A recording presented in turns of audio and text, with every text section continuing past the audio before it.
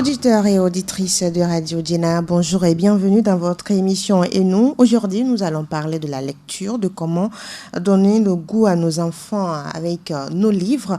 Et nous découvrirons également une plateforme qui est engagée dans cette lutte-là, redonner goût à la lecture à nos enfants. Je vais parler de la plateforme ID Culture. Nous sommes aujourd'hui avec sa promotrice. Je suis Djiboli Edwija Pedo. Bienvenue encore une fois.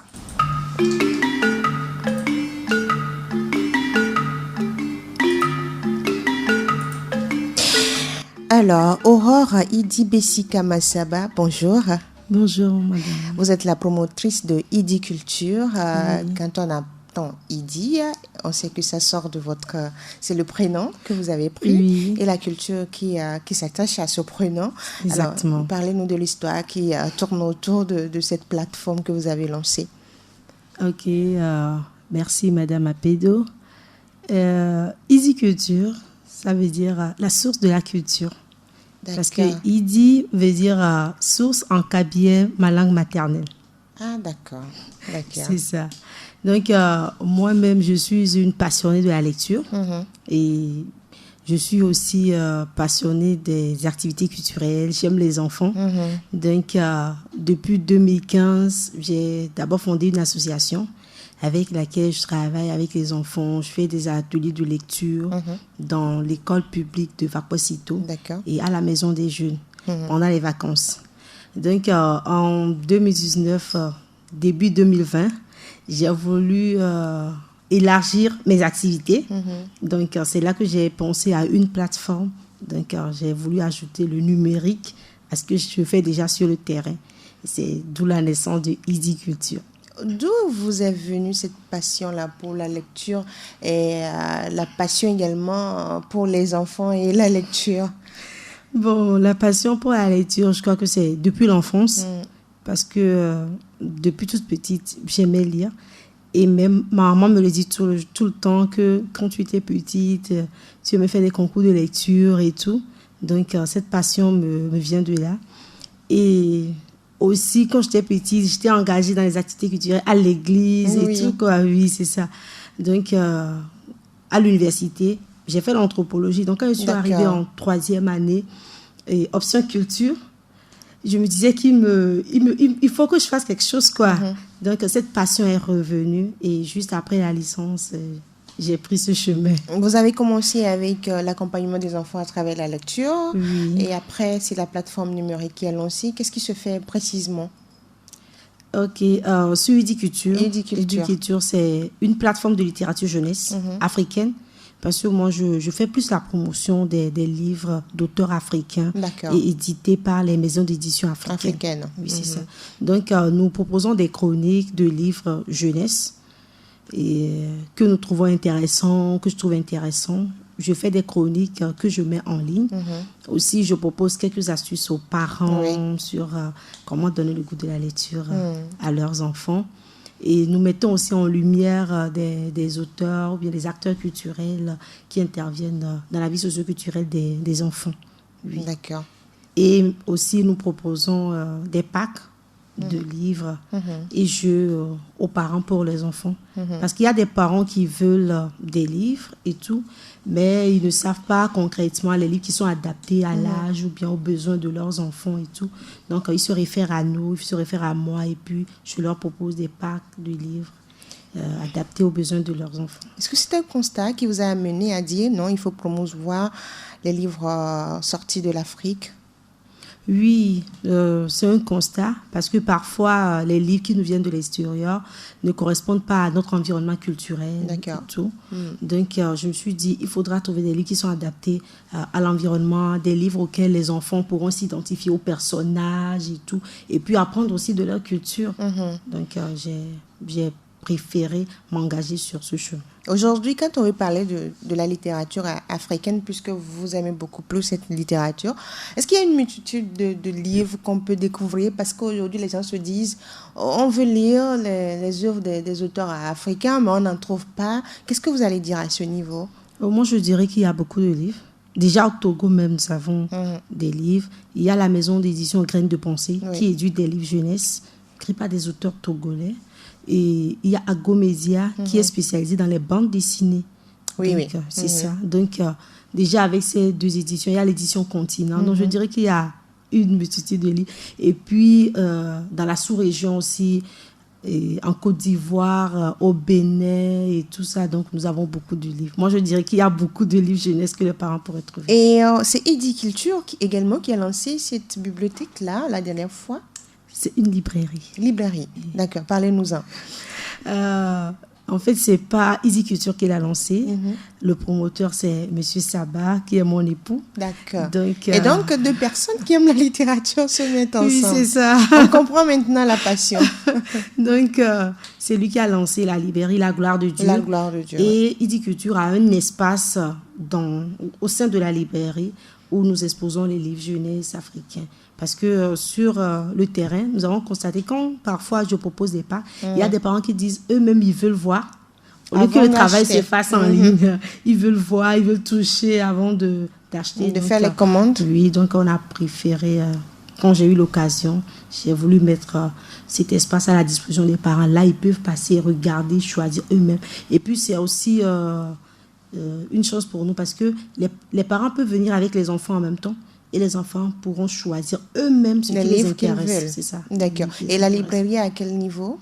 La librairie à Dido-Adin, fin pavé, donc à 50 mètres de l'hôtel Concorde, en allant vers Limousine. Donc quand vous quittez l'hôtel Concorde pour Limousine, à 50 mètres, vous verrez la librairie La Gloire de Dieu. La Gloire de Dieu, où on peut trouver les livres que Ediculture propose. Oui, d'accord. On va revenir sur les activités au niveau de Ediculture. Vous avez parlé des Pâques. C'est ces livres-là, ce sont ces livres qu'on retrouve au niveau de la librairie La Gloire de Dieu. Au-delà des Pâques que vous proposez, il y a un accompagnement des enfants. Comment cela se fait? Ok. Au-delà des Pâques aussi, nous faisons des activités de lecture. Nous faisons aussi des activités de contes parce que nous avons remarqué que aujourd'hui, les contes ne sont plus mis en valeur. Les enfants ne maîtrisent même pas ce qu'on appelle les contes aujourd'hui. Donc, c'est ça. Donc, Ediculture, depuis le mois d'avril, a voulu revaloriser cette activité, les contes. Donc, nous avons organisé déjà 2 éditions d'après-midi de contes où nous avons invité des conteurs professionnels à venir nous aider à replonger les enfants dans cette activité. D'accord. Il y a les activités d'accompagnement par rapport à la lecture et après il y a le conte parce que le conte disparaît aujourd'hui en Afrique, précisément au Togo, on n'en parle même plus. C'est ça. Mais au-delà de ces activités, est-ce que vous avez d'autres programmes au niveau de votre plateforme ou bien même vous généralement, mais concernant toujours la lecture et les enfants? Ok. Au-delà des activités que nous avons déjà citées, donc il y a des activités qui se font sur la plateforme, donc, où nous mettons en lumière. Il y a des articles sur les auteurs, les maisons d'édition et tout. Et aussi, nous donnons des conseils aux parents. Il y a des parents qui viennent à nous. Ah, ma fille ne lit plus, qu'est-ce que je peux faire? Et ma fille n'aime pas la lecture, mais je veux l'initier à la lecture. Moi-même, je ne lis pas, mais moi, je veux que mes enfants lisent. Donc, ils me contactent et nous les aidons avec des conseils et tout. Et aussi, je suis ambassadrice des livres Nouveaux Horizons. D'accord. Donc, les livres Nouveaux Horizons, ce sont des livres du département d'État américain qui sont subventionnés, traduits en français et qui sont subventionnés. Donc, je suis ambassadrice Nouveaux Horizons au Togo. D'accord. Alors, vous avez parlé tout à l'heure du fait que des parents vous approchent pour dire leurs enfants ne lisent plus, ils ne s'intéressent plus à la lecture et tout ça. On va revenir à cette question. Comment détecter le goût de la lecture chez son enfant? Ok. Comment détecter ou bien comment lui transmettre? Comment lui transmettre? Après détecter, parce qu'il y a certains enfants, vous voyez l'enfant, vous savez en même temps que cet enfant aime la lecture. Est-ce qu'il y a une manière...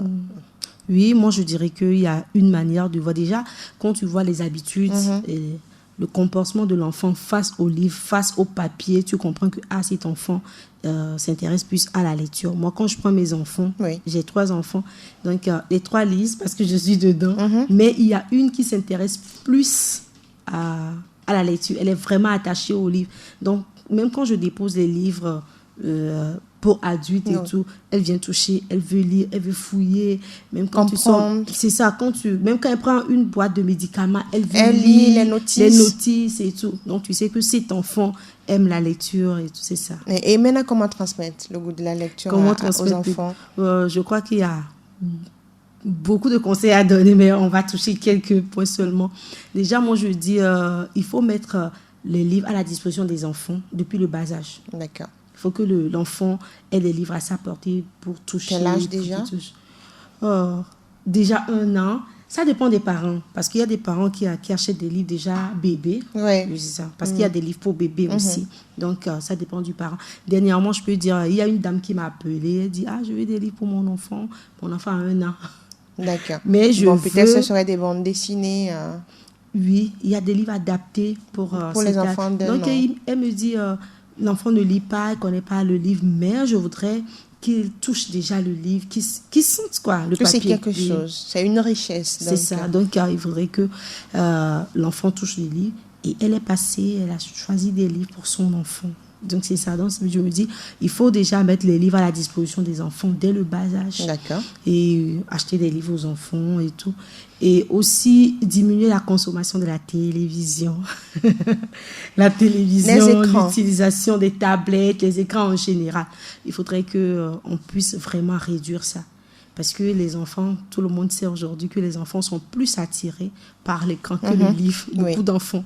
Donc, par moment, diminuer et donner le livre à la place de l'écran et tout.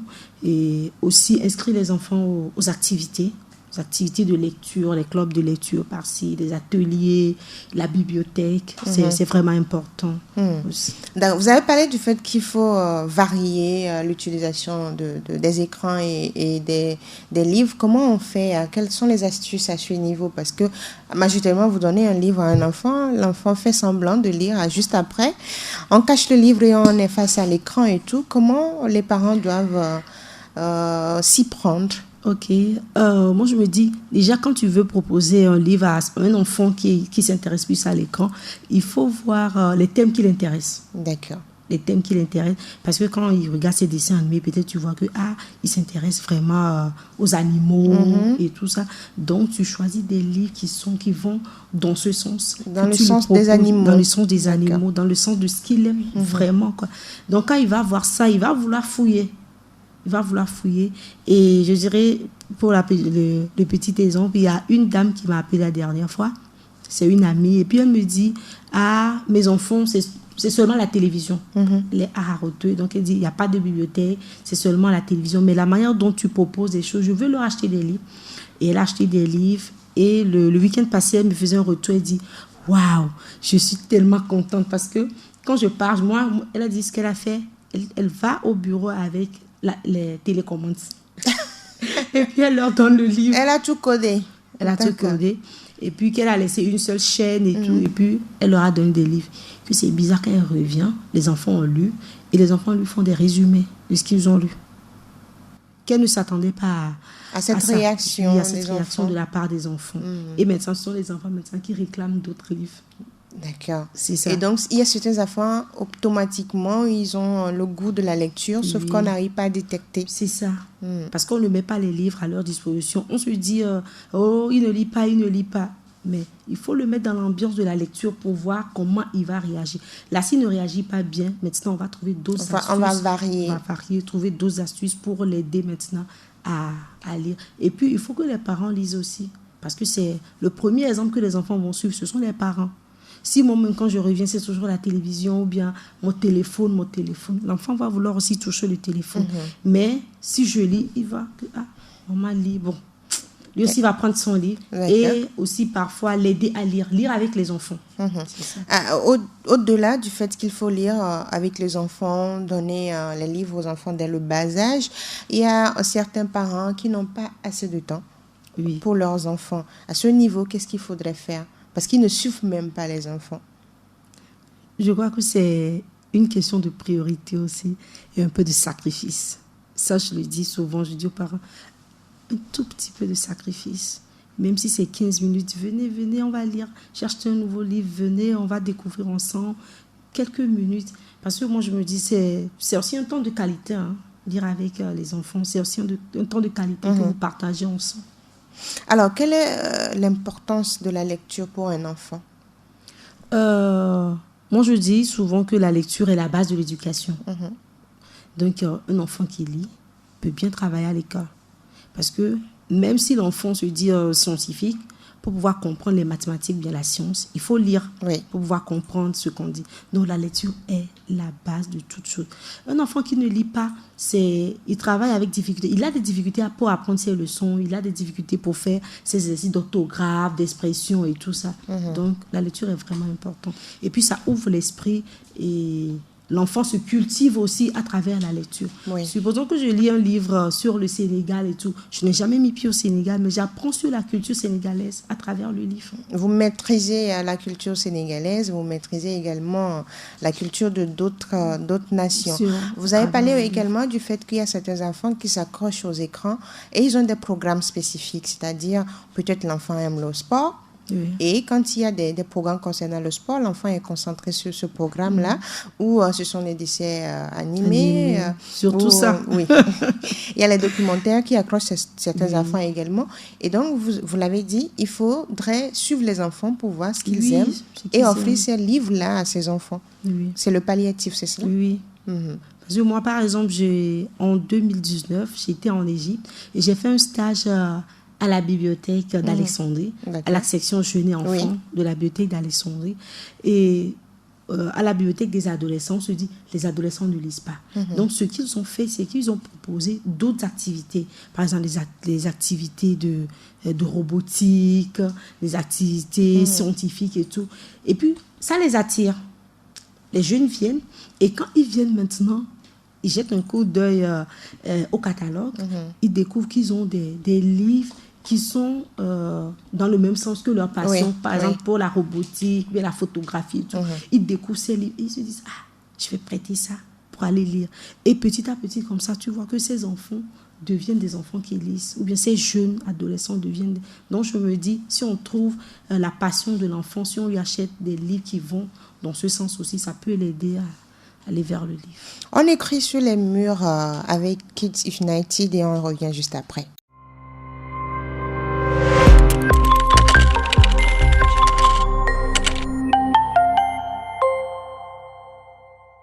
Les mots changent, les livres cultivent et transforment.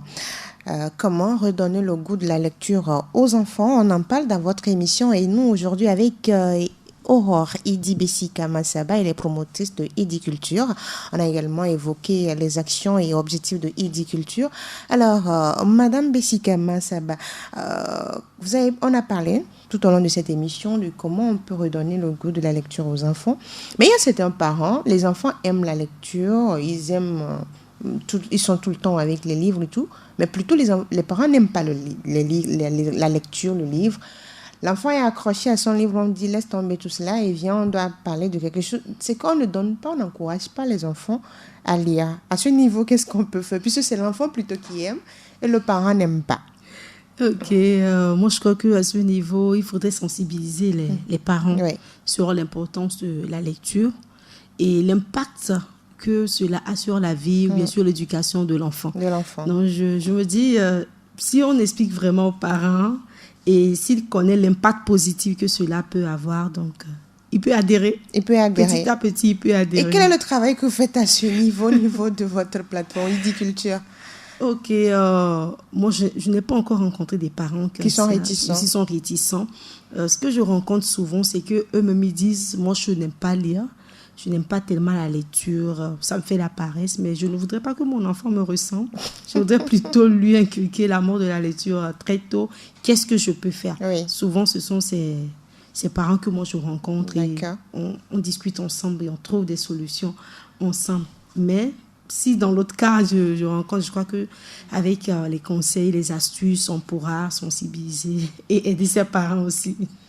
À aimer la lecture. Il y a quelqu'un qui a dit, j'oublie le nom de l'auteur, bien les acteurs le disent souvent, pour piéger les Africains, il faut mettre des choses importantes dans le livre. Que les Africains ne lisent pas. Les Africains ne lisent. Vous êtes d'accord avec cette phrase?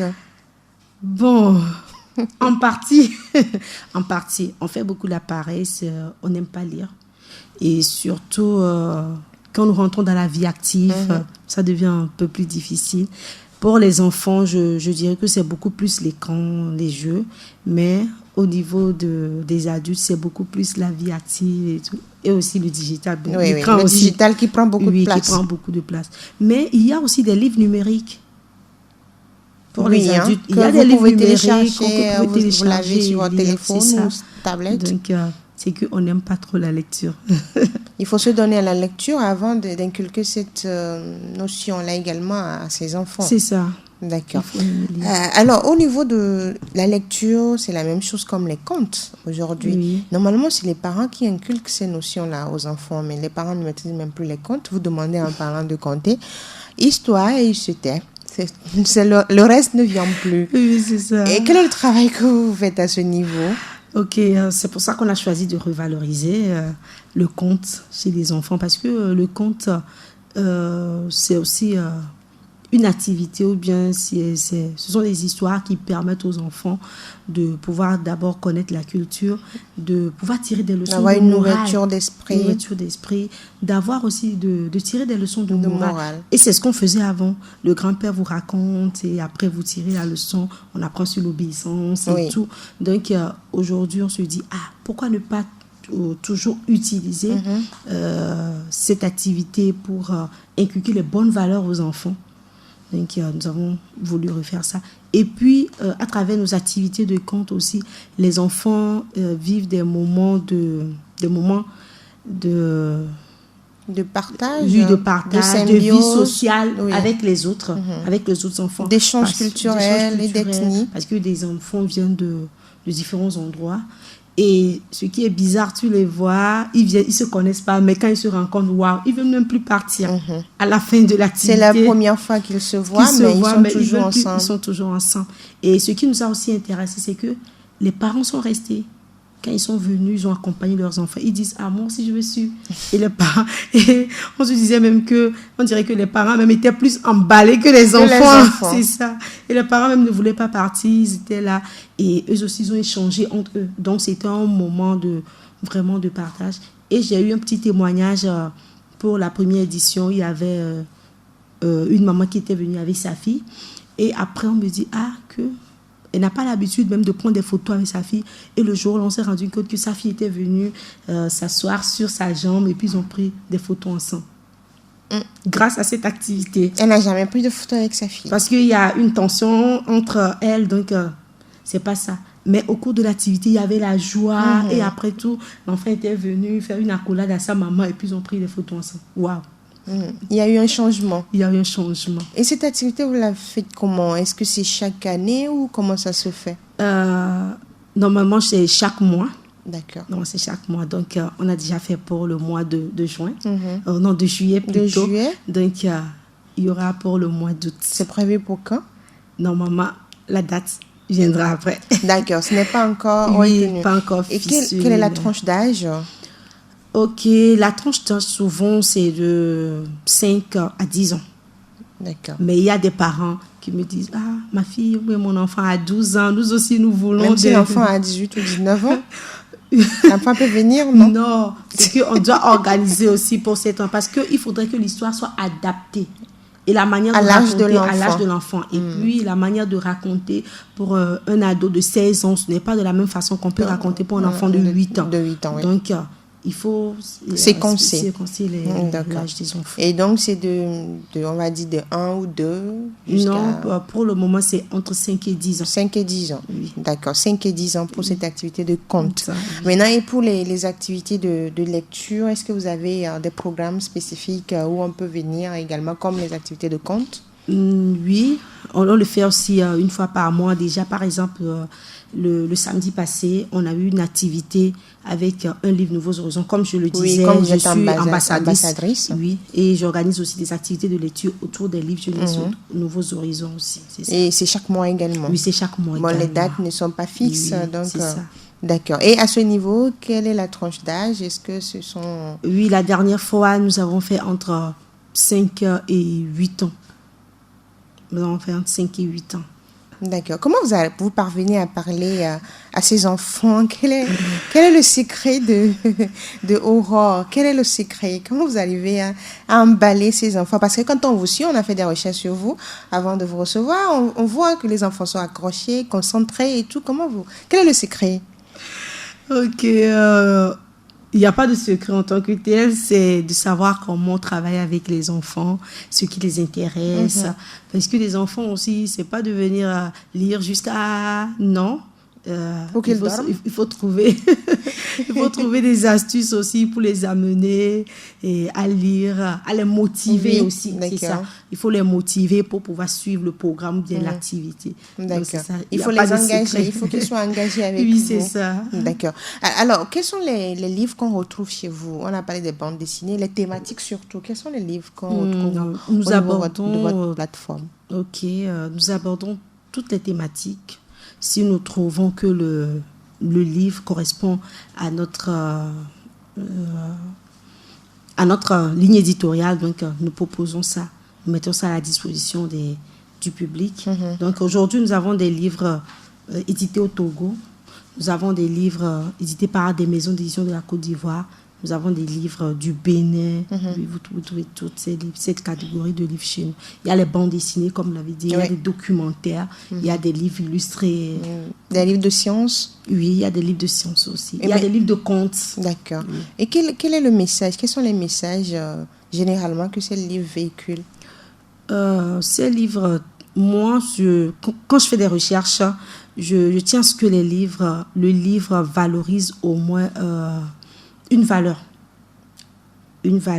par exemple, c'est sur l'obéissance, le partage, le vivre ensemble, la joie de donner, tout ça là, je retrouve ça. Et le deuxième côté, c'est la culture. Ça parle de la culture togolaise, ivoirienne, béninoise, burkinabé et tout. Ça, oui. Il y a des livres sur la santé aussi. J'aborde différentes thématiques quand même. Donc, sur les questions de la santé concernant les enfants. Les enfants, comment prendre soin de soi. Par exemple, il y a un livre, on disait les microbes, ça ne se partage pas. Donc, comment laver les mains. Quand est-ce qu'il faut laver les mains? C'est ça, il y a des surtout qu'on est en crise sanitaire. Exactement. D'accord. Alors, est-ce que vous avez l'adhésion des parents? Oui. Au début, quand j'avais commencé les activités, je me dis, les parents étaient un peu réticents. Parce qu'on n'est pas éduqué à acheter des livres aux enfants dès le bas âge. Parce qu'on préfère plus, par exemple pour l'anniversaire de l'enfant, on préfère plus acheter des chaussures, des chocolats, des habits. Oui.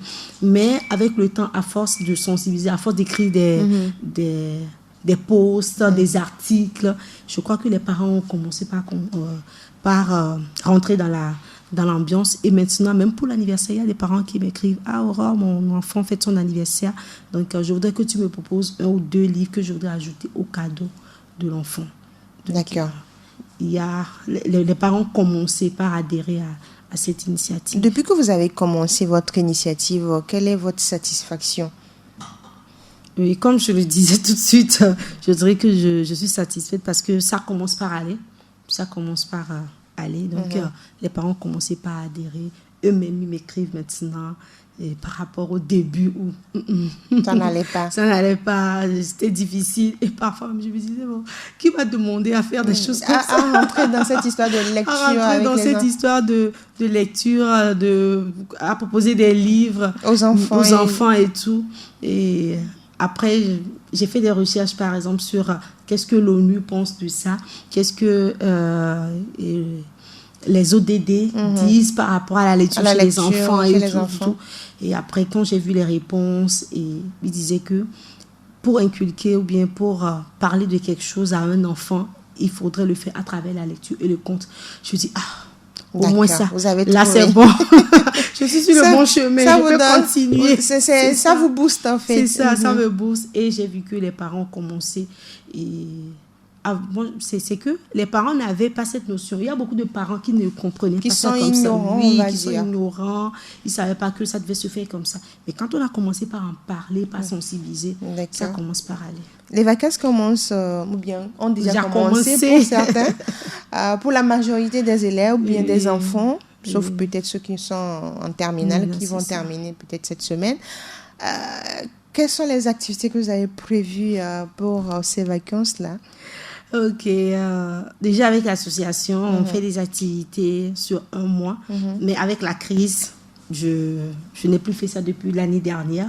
Donc cette année aussi, je n'ai pas programmé d'activités intenses, mais les samedis, nous organisons soit des contes, soit des temps de lecture. Si ça Chaque samedi? Oui, les samedis. À quelle heure? Souvent, c'est à 15h. À 15h, oui. D'accord. Des activités de contes au cours de ces vacances. Donc ou bien de lecture, les enfants viennent. C'est par exemple ce qu'on avait fait le samedi dernier, c'est ça. Alors, comment occuper les enfants en cette période où ils sont à la maison, ils ne font rien et ils sont devant la télévision, bien les écrans, puisqu'il y a les tablettes, les smartphones et tout? Oui. Moi, je crois que déjà, il y a la lecture. Puisqu'on parle de la lecture, voilà pourquoi Pourquoi ne pas acheter des livres aux enfants? Pourquoi ne pas les inscrire aux activités de bibliothèque et pour qu'ils puissent aller chercher des livres?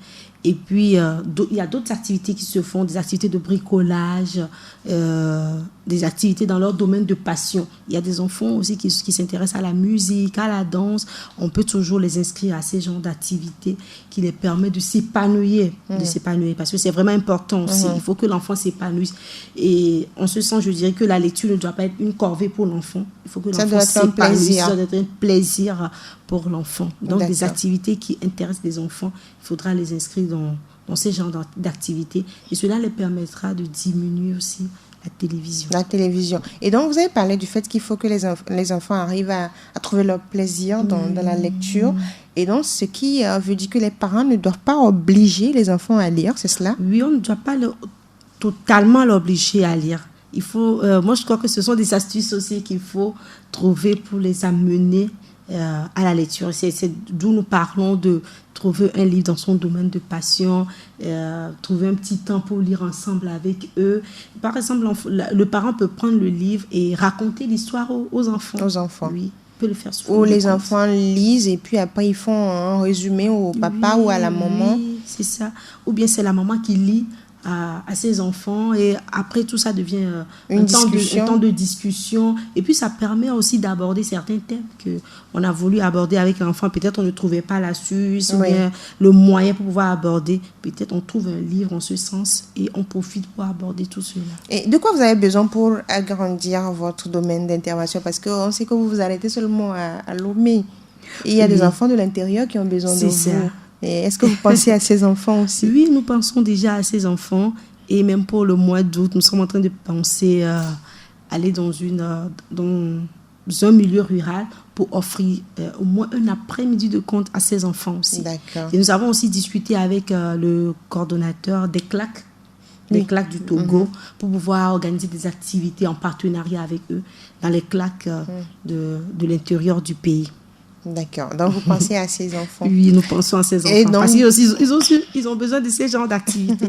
Et ils m'écrivent aussi. Hein. Même un parent m'a écrit. On est là, on a besoin de vous. Un parent m'a écrit aujourd'hui depuis Blita. Il dit, j'ai besoin de vous. On a envie de venir. Alors, poursuivre vos activités.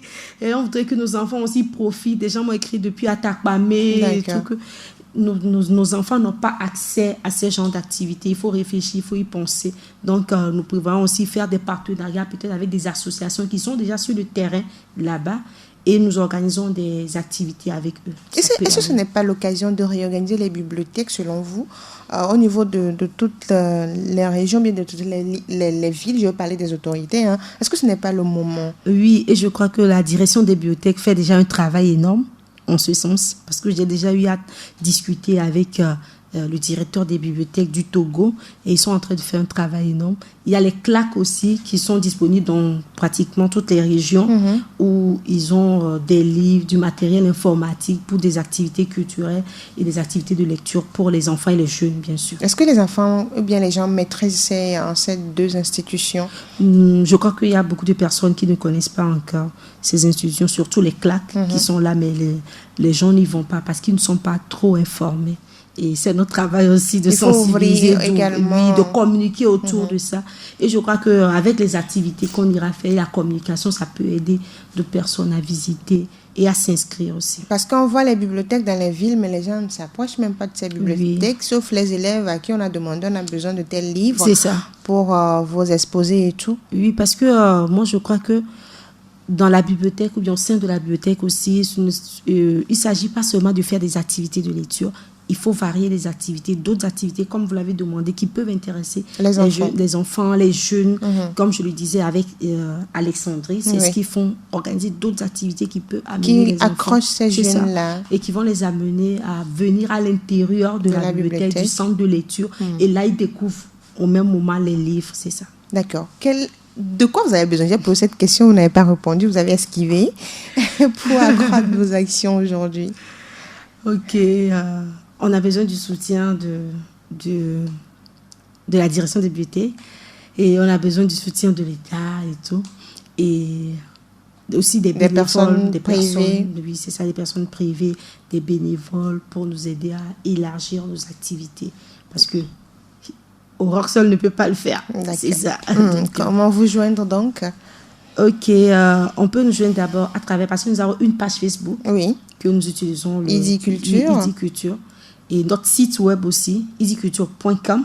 Donc, on peut nous joindre à travers ces deux plateformes et aussi à travers le numéro 00228 90 90 88 43. On peut nous joindre aussi à travers le numéro et aussi nous visiter dans la librairie La Gloire de Dieu. La Gloire de Dieu qui est au niveau de Adidoade. Et nous avons notre espace où nous travaillons parce que nous ne travaillons pas dans la librairie. Il y a un espace que nous avons, c'est là que nous faisons des activités avec les enfants qui se situe à Kakaveli, non loin de la TDE. D'accord, à Kakaveli, toujours dans la capitale togolaise, Lomé. Alors, et ceux les parents qui sont à l'extérieur du pays, mais qui voient vos activités, qui ont besoin d'avoir des livres et tout ça, est-ce que vous avez des propositions? Comment se fait ce travail avec ces parents? Donc, à l'intérieur du Togo. À l'extérieur. Oui, il y a des parents, même en France, qui m'écrivent. Ce qu'eux, ils font souvent, c'est qu'ils disent « Ah, je vais envoyer. » D'abord, on discute. Ils font le choix des livres parce que nous mettons aussi les livres, la photo des livres en ligne. Donc, on fait le choix et parfois, ils envoient des gens venus chercher. Ou il y a d'autres, quand ils reviennent, ils disent « Ah, moi, je veux des livres africains pour mes enfants. » Donc, ils achètent. Ils achètent, ils nous approchent, on discute et puis ils font des choix pour leurs enfants. On peut faire également des commandes pour que vous puissiez l'envoyer, pas des moyens de transfert. C'est ça. D'accord. Votre appel, votre message pour finir, Aurore? Ok, je dirais que la lecture est vraiment importante et il faudrait inculquer l'amour de la lecture aux enfants dès le bas âge. Et je lance un appel aux parents, parce que je dis ce sont les parents qui sont les premiers concernés, donc à faire ce travail, à inculquer l'amour de la lecture à leurs enfants, à faire des sacrifices pour pouvoir passer des temps de lecture aussi avec leurs enfants. Merci beaucoup à vous d'avoir accepté notre invitation. Merci Madame Apedi. Alors, je rappelle que Idiculture est joignable sur le plus 228 90 90 88 43 ou vous allez directement sur le site Idiculture, HIDI-culture.com ou vous visitez également la page Facebook Idiculture, HIDI Culture. Et vous avez toutes les informations. Permettre aux enfants de lire change leur mentalité et également fait grandir ces enfants-là et ces enfants deviennent demain de meilleurs enfants, des enfants intelligents. C'est ça. Et des personnes cultivées. Et donc, ouvrez les livres à vos enfants, permettez à ces enfants-là de lire que d'être braqués tout le temps sur leurs écrans. C'est important et c'est les périodes de vacances, donc occupez vos enfants avec les livres. Nous étions aujourd'hui avec Aurore Idi Bessika Massaba, promotrice de Idiculture. Je suis Diboli Edwija Pedo. Merci à vous, chers auditeurs, de nous avoir suivis. Et nous vous retrouvons mardi prochain avec une nouvelle thématique. D'ici là, portez-vous bien. Merci.